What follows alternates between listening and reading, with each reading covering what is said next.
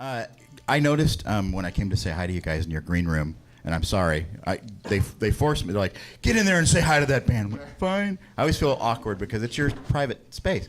But I noticed, Lynn, you were in the corner kind of like, I don't know, maybe getting in the right frame of mind. But what is that? What is that part of before your performance? What is that? What was I doing?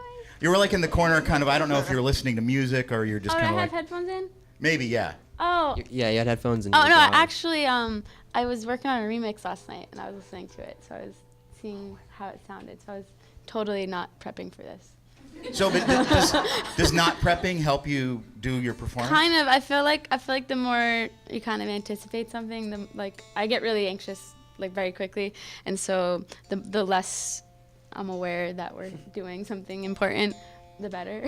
Oh yeah, I mean, doing interviews, I'm always like, just don't screw it up. You love this band, they're cool, they're gonna be awesome. And you know, you meet somebody and you're like, I'm a professional, I do this all the time, but it's PVRIS, you guys are great. No. But I think you know, any performance, you kind of get that little butterflies, right? A little bit before you go on.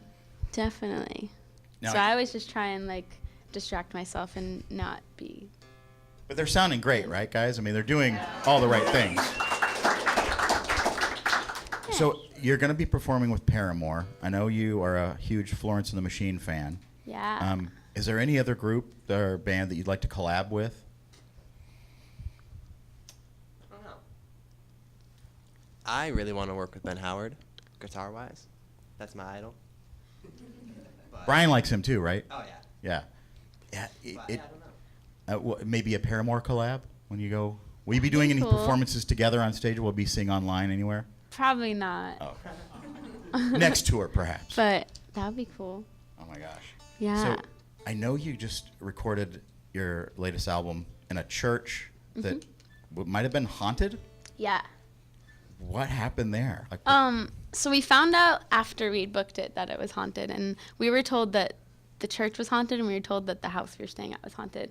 And for 2 weeks, we thought the house was haunted, and then we said something to one of the owners, and she was like, "What are you talking about? It's not haunted." And we were like, "Thank God!" And we were just so relieved. But yeah, there in the church there was you'd feel cold spots everywhere. You'd hear people walking around in places where nobody was in. And then you test it too, with ping pong balls? We tested it, yeah. So we did this experiment with ping pong balls, and we took the whole downstairs basement was like a game room, and they had, for some reason, on one table they had a bunch of candlestick holders.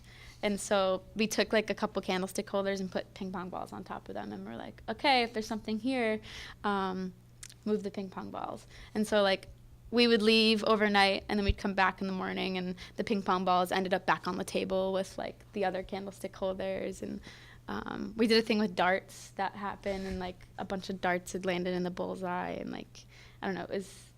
Do you think maybe it was Alex just screwing? No, with we you? tried. We tried not to tell. We didn't tell it. It was between our engineer and I.